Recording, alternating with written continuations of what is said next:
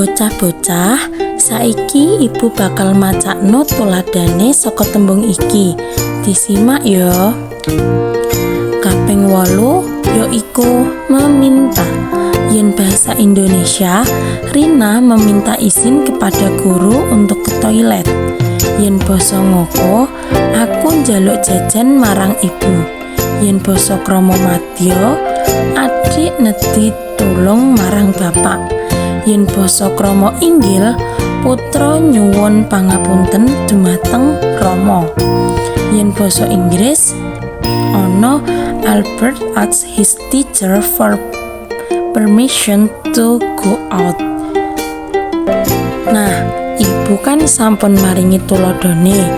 Saiki mestine luwih paham ya.